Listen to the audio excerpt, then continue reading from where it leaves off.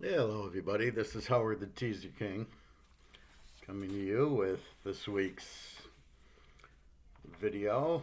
Mostly it's going to be week 10 of the NFL with a little insight into week 11 of college football. Um, this COVID's really reacting strangely because if people get the regular flu, they play. If they're sick, they play. It's not a big deal, or the guy sits out, but usually they play.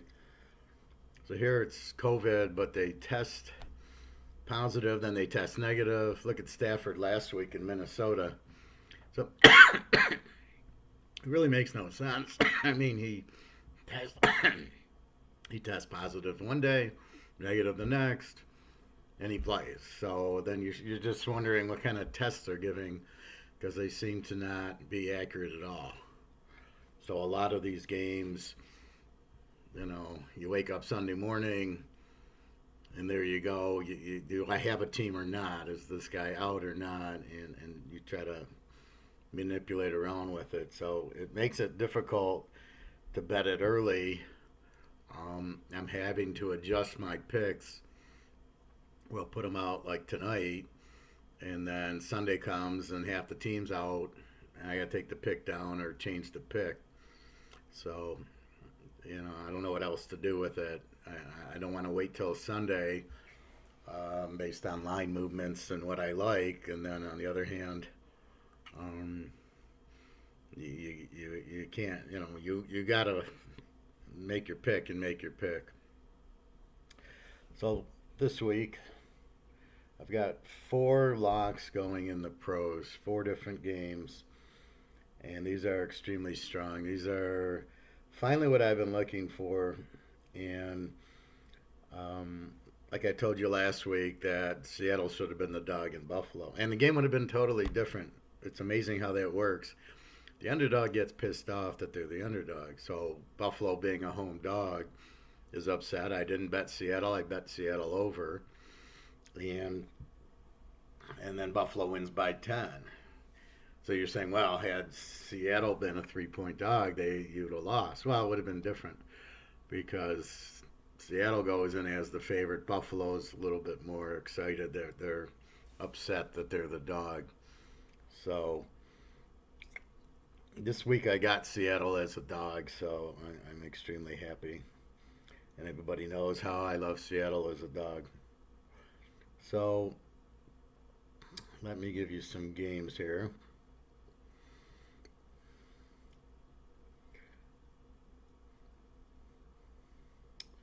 So I guess we'll go to Seattle.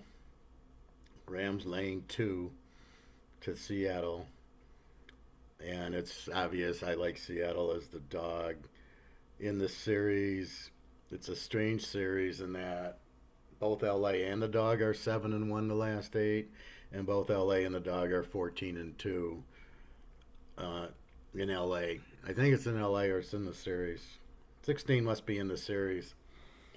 So what you have is, I guess, LA's been the dog a lot, and they cover as the dog. But here, Seattle's the dog. Now, here you can probably use the trend because you've got Russell Wilson so long, and you've got golf for the last 3 years, so you can use it. Where you got to be careful in the trends is Tom Brady going to Tampa. So you got to throw out all the old Tampa trends because Tom Brady wasn't there, and he makes a huge difference. Also, New England, you've got to throw out all their trends. Um, they were a big trend against the Jets, but not with Cam Newton. You can't trust them. How that score ended up 30-27 is beyond me. But I was shocked. But you can't play the trend based on Tom Brady there. So you got to throw out all your New England trends. And normally I would think they're defensive team. It's funny how the Jets are, and they don't score.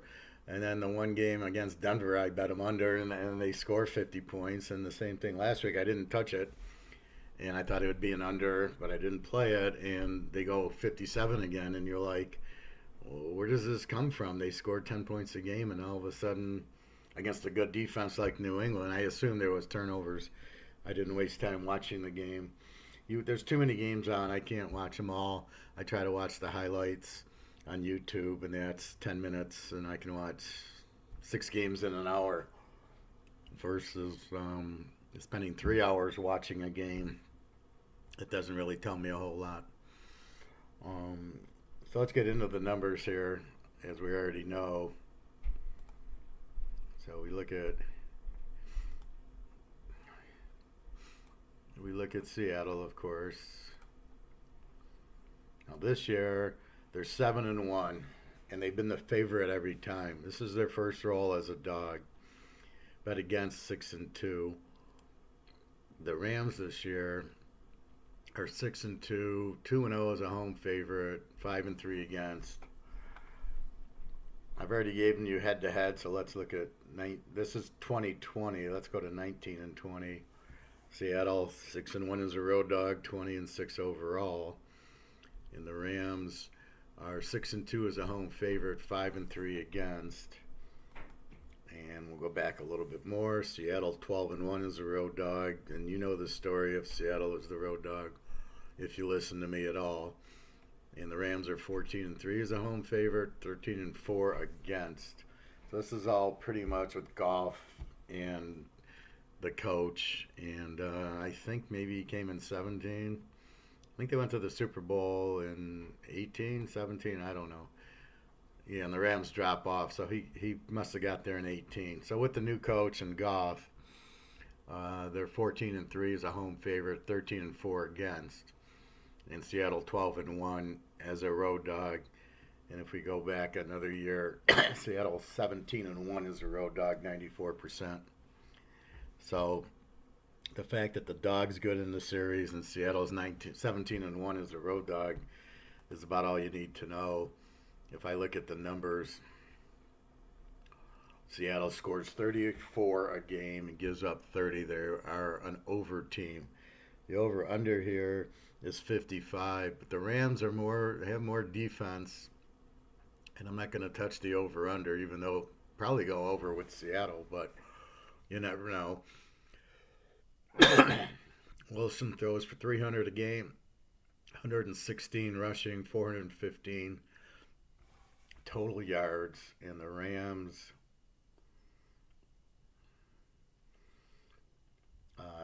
they score only 24, and their defense is good, giving up 19. Again, Goff throws for 258. They run a little bit more for 137. See, again, that'll keep the score low. And total yards only 396. So Seattle's 20 yards more, but it's mostly Russell Wilson throwing the ball is much better than Goff. And then if we look at the quarterbacks, Russell Wilson, 28 touchdowns and 8 interceptions. And it's really been bothering me the last few weeks, 2-3 weeks. He's at the goal line and he's like floating these passes and they're getting intercepted. And you're like, okay, why aren't they running the read option with Russell Wilson? Nobody can stop it. He just fakes it into the line. Everybody's going to converge. And then he walks around the side untouched every time. And to throw these passes, and then you're not even throwing them hard, and you're getting your interceptions at the goal line is insane against Arizona. What the hell is that? So they better take that play out because it don't work, and it gives them an interception. I remember Joe Montana and Bill Walsh. At the end of the year, so they'd play the year, and he'd throw some interceptions. At the end of the year, they'd look at all the plays.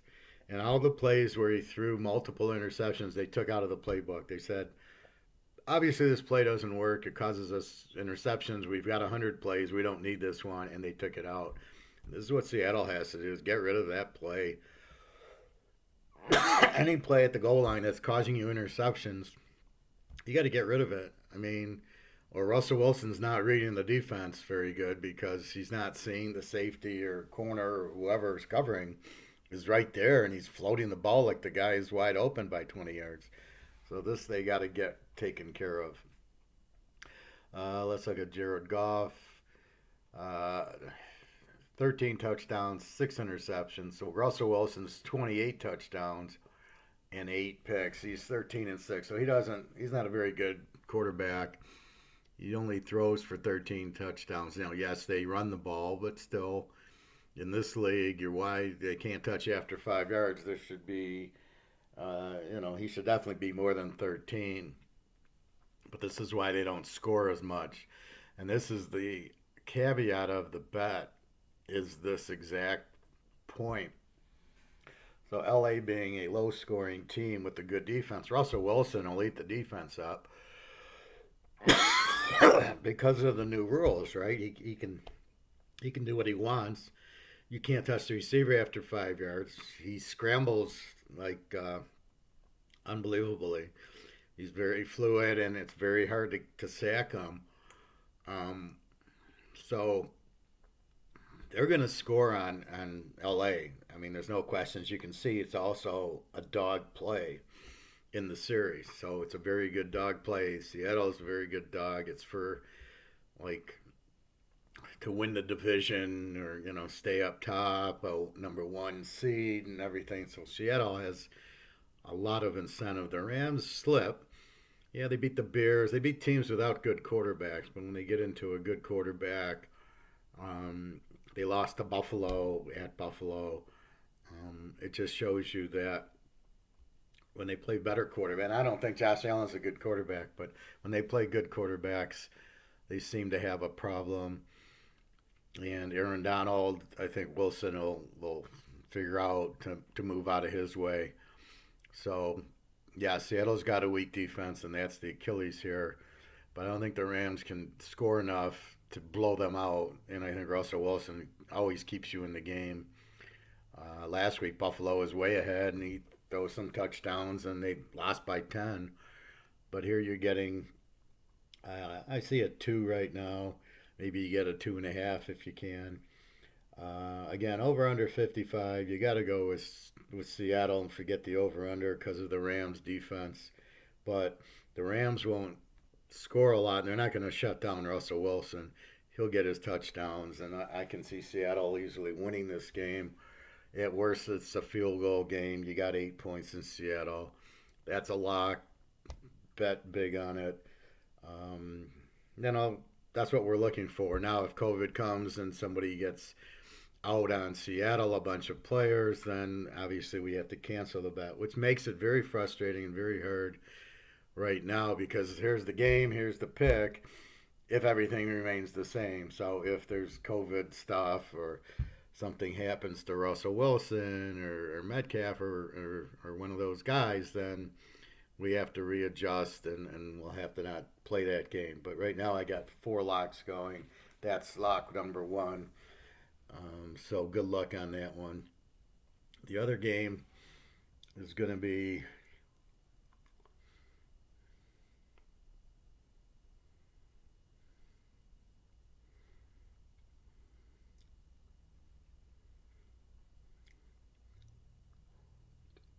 well. We can go Pitt Cincinnati as long as Roethlisberger plays. Again with the COVID, I'm assuming he's going to play. The line hasn't really moved. It's 7.5 over under 48. Let's get into the numbers. Head to head, the dog is 14-3 in this series. So Cincinnati will probably keep it close with with Joe Burrow, but I think Pittsburgh with the defense, all they got to do is win by 1.5.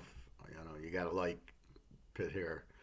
Pitt at home this year 4-0 is a home favorite, 7-1 against the number.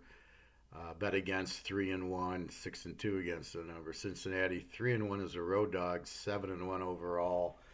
Bet against as a road dog, 4-0, 7-1 overall. So you can see Cincinnati, they pretty much lose on the road. 7-1 against Pitt, 4-0. That's 2020. Let's go to 19. Cincinnati. They're one of these teams that plays close games. The Giants do this also as a road dog. Cincinnati's 10-2 as a road dog, 11-1 against, 20-4 against. But let's not get too much into that because Burrow wasn't here last year. But we can, take it for what it is. Pittsburgh 8-1 as a home favorite, 3-0 as a home dog, 11-1. Again, Roethlisberger wasn't even playing last year, and they're 11-1 at home. 7-2 against as a home favorite. We go back to 18, and Pittsburgh falls off to 11-5, and Cincinnati's 16-4 as a road dog if you bet them or bet against them. But again, now here's where it gets difficult. Roethlisberger's injury. You didn't have Burrow. You had Dalton. You had different coaches. So you can only go back maybe to 19 here. If you get, because Roethlisberger's been injured. But the more I go back, Cincinnati as a road dog is 22-5 against in 2017. So you have a lot of Cincinnati on the road doesn't win a lot. And if I go up to the numbers, Pittsburgh scores 29 a game, gives up 20. Very good defense. They throw for 230 a game and they run for 109, which I'm a little surprised they're not running for more with Benny Snell and Connor. These are good, solid running backs, but not electric. So they're not going to do a 80-yard run on you, but they will pick up the 3 yards and the first downs. Cincinnati.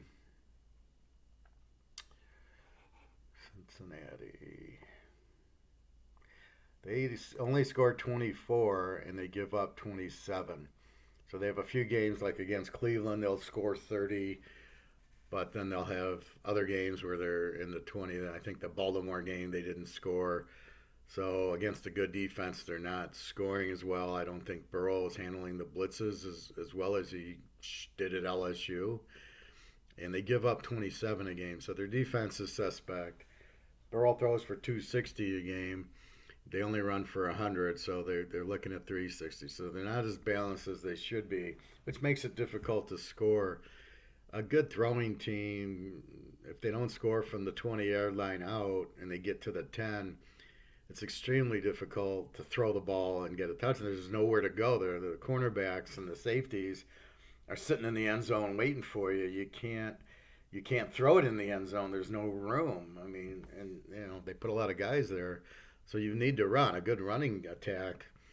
You got Walter Payton out there. You got Barry Sanders. Forget about it. They'll never tackle him, and they can't play you. If they play you for the run, then you can throw it. But you got to have that respect of a good running back. And in this case, Cincinnati doesn't have one. Pittsburgh's with Connor and Snell, yes, their runners can get in. So this is the problem. Watching the Tampa Bay game against New Orleans, first and goal at the 1, and Tampa Bay throws on 3rd down and 1 and 4th down and 1. And I'm like, how are they throwing? What are they doing? I mean, if they don't want to go to a wildcat and put Brady on the bench or put Brady at wide receiver, you can't have Brady just try to throw the ball in at the 1. I mean, why aren't you running that ball? Even if you put in a big, do the refrigerator play, you put a guard in the backfield and you put your best runner back there, which would be Jones, and let him run behind the big guard or tackle and go off the tackle, go on the right tackle, or run the Packers sweep and you'll score 100% of the time. So this throwing on 3rd and 1 at the 1, 4th and 1 is just ridiculous. These coaches, these offensive coordinators are so stupid in the league. I love when it's 1st and 10 and they run up the middle and they don't get anything. The first question you have to ask yourself is, what defense are they in and what's their weakness? And once you know the weakness of the defense, that's what you do. Running up the middle for no gain or a yard gain is not running at the weakness, in my mind. You're running right at their strength. If the big defensive tackle who's dominating, why would you run into him? And don't give me this, if they can't get a yard, they don't deserve to be there. Well, they can't get a yard that way. You got to run off tackle. You got to run a sweep. You got to run a reverse or a jet sweep or something. They can't cover in the middle and the outsides. Their strength has got to be one or the other.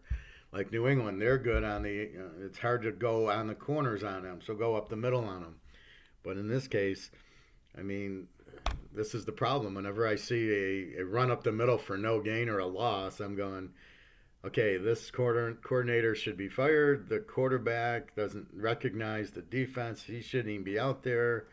What are they doing? I mean, they're not at all looking and finding the weakness in the defense, and that should be based on the formation and what type of defense they're in. So, with that said, Pittsburgh, very well balanced team. Cincinnati's not. These passing teams with no running will never win, and when they play a good defense, they'll lose every time. Now, I'm not talking about Seattle in this case because Russell Wilson can run, and it's pretty balanced with Seattle. Even Tom Brady in New England, their running game was these short little passes. So even if they didn't run, he'd hit White out of the backfield. That's their running game. Montana did that. That was San Francisco's run. Was Montana hitting these swing passes to the back? So what would happen is the receivers would clear out the zone. They'd run 10, 15 yards and cut across or go deep, and there'd be nobody there, and the running back would sneak out. Montana hits them. He gains 10 yards on a little swing pass. That was their running attack. So if you want to do that as your running attack, I'm all for it. But don't run up the middle for 1 yard and call it a running attack. Let me give you a college game. So our first two games are take Pittsburgh at home minus the 1.5.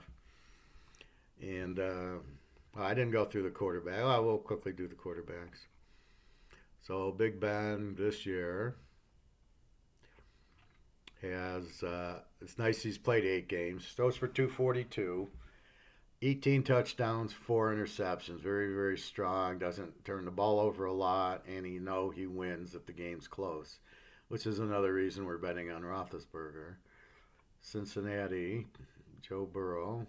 Where are you, Joe? He throws for 284, 11 touchdowns and 5 interceptions.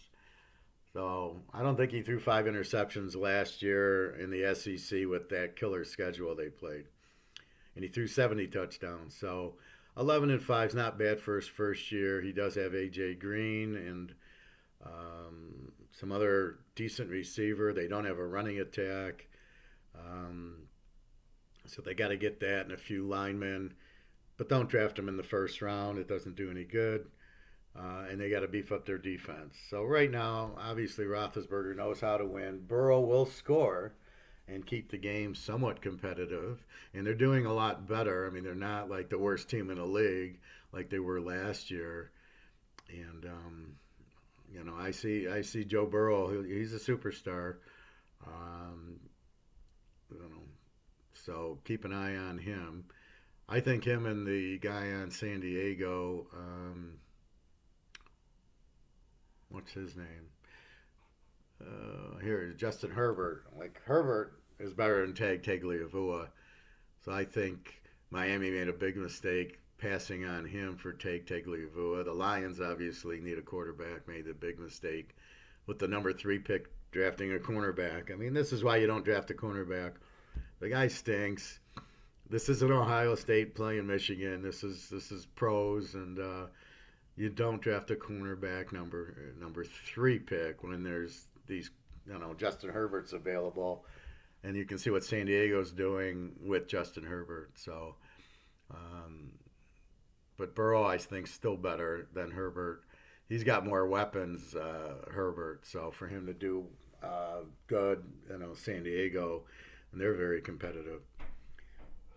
So anyway, that's 2. Let me give you a pro. A lot of postponed games.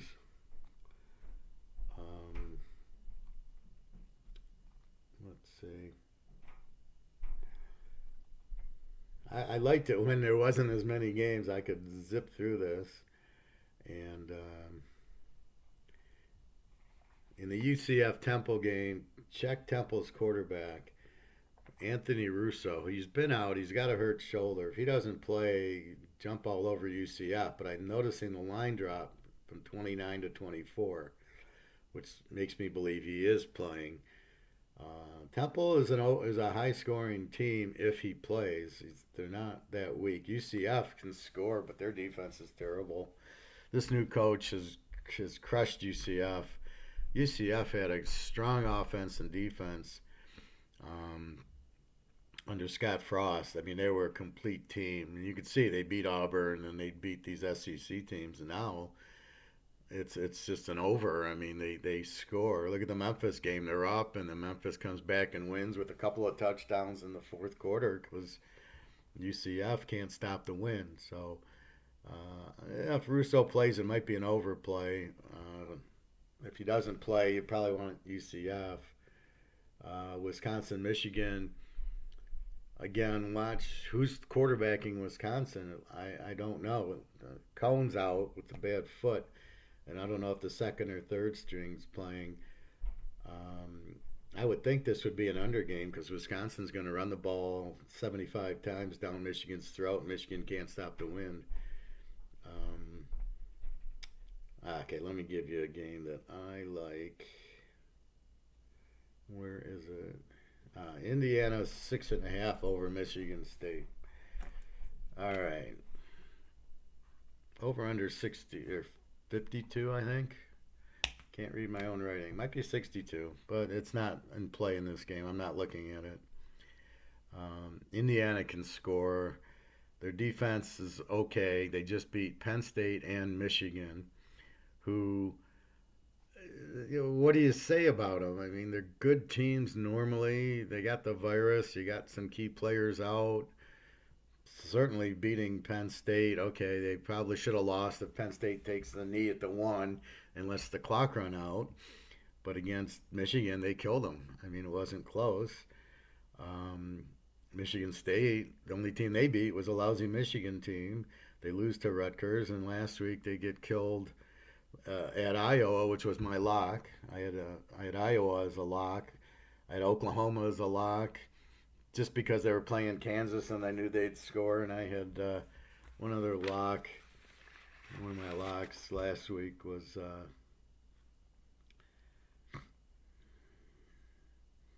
it was no, that's week 9. Week 10. Iowa lock, Oklahoma lock, and Memphis was a lock. And Memphis against South Florida. See, this is where you get burned. So I usually win Iowa and Oklahoma. Memphis, South Florida must have changed quarterbacks because they don't score at all. Memphis can score, and I'm not worried about South Florida keeping up. I thought they were going to win by 30, and they win 34-33, and South Florida is up, and you're so this is where you get in trouble in college is when the guys switch quarterbacks on you, and it shows how bad the coaching is because the coach doesn't even realize that this guy sitting on the bench is better than your starter. So you bring in the bench guy, and he lights it up, and you're like, well, why hasn't this guy been playing? So you get caught off guard because you're betting on that. Anyway, Michigan State, their quarterback's Lombardi's terrible. If they're down, Indiana will score on Michigan State. Michigan State has no defense. I think we saw the real team that I thought would show up against Michigan.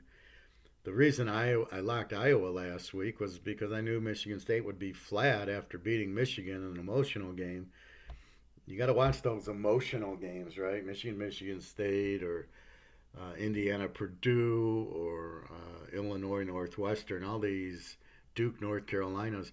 When you get them, if it's an upset like this, where Michigan's the better team, Michigan State pulls the upset, they're going to be so high that the next week they're done, they're toast, because they're not a very good team, but they got the win, so they're not focused on the next game, and they're going to get beat, and especially against a hungry Iowa team, who you could look at their record 0-2, but they lost to a good Northwestern team by 1 point, and they lost to, I think, Purdue by 2 or 3.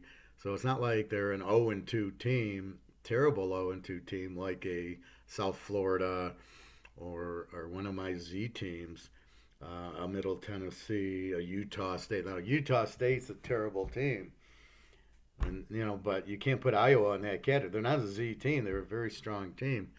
So they put the wood on them there, and they really killed them, and that was very easy. I saw the line going down, and it's again like, who in the hell would bet Michigan State at 4.5, at 5, thinking that they're better than their Rutgers game, and then they're better than Michigan, who turns out to be terrible. and they're this great team, so therefore they're gonna blow them out. So it's really hard to see. But anyway, looking at this, Indiana, Penix is playing. They look healthy. Michigan State, Lombardi's very weak. I still don't like the Michigan State coach. Nothing has changed. Um, so take Indiana down to a half. That's my third little bonus game for you in college. So Indiana minus a half against Michigan State. Just because Indiana can score, obviously they're on a high. They beat Penn State, but then they come back and beat Michigan. Being on the road's not going to matter. And Michigan State is a lousy team, and this Lombardi's a lousy quarterback any way you slice it.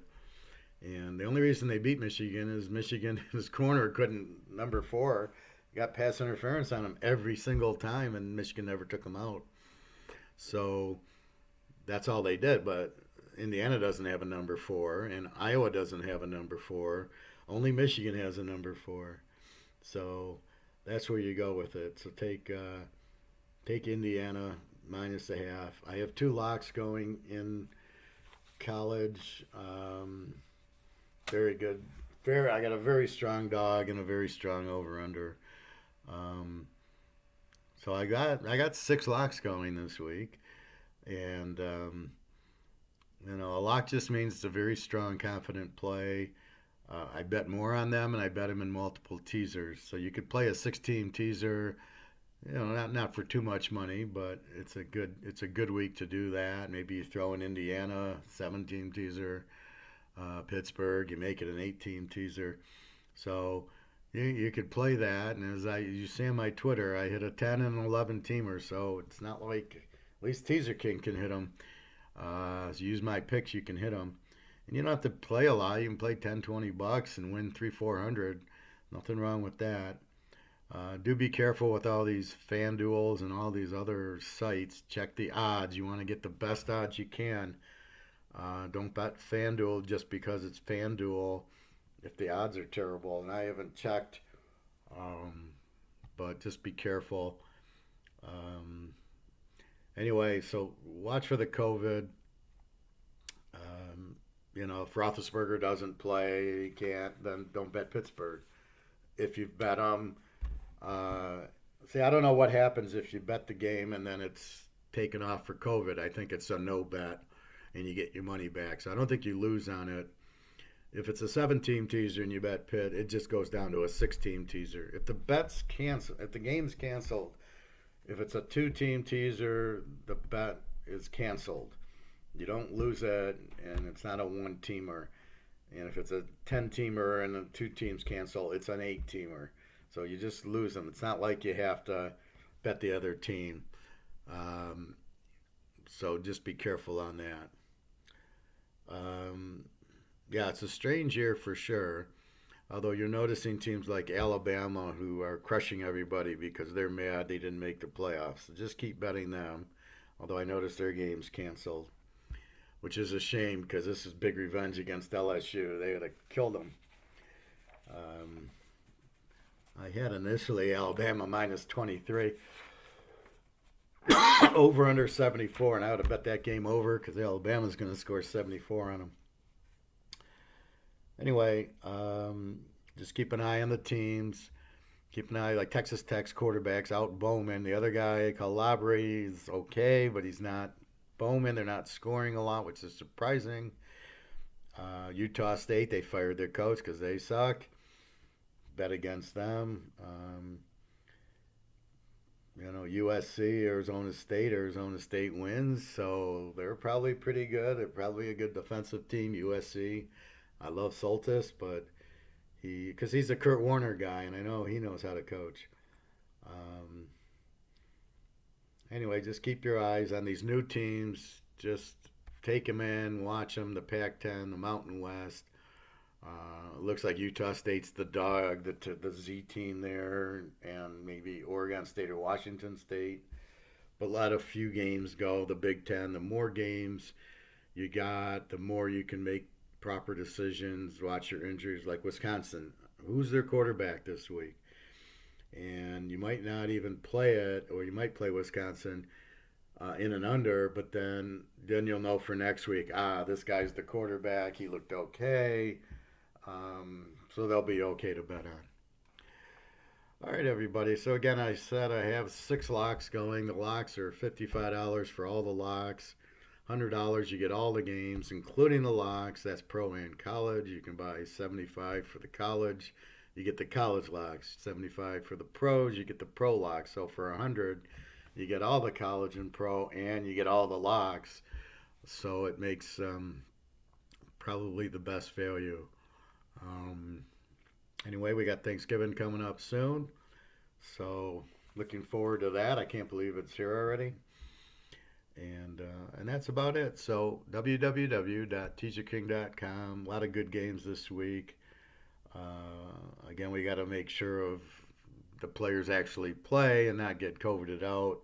And there's already 5 or 6 that are postponed, like the Alabama LSU game, Georgia Missouri. So you got to be careful with that. All right, everybody. Have a great weekend. www.teaserking.com. Good luck to everybody. Have a nice weekend.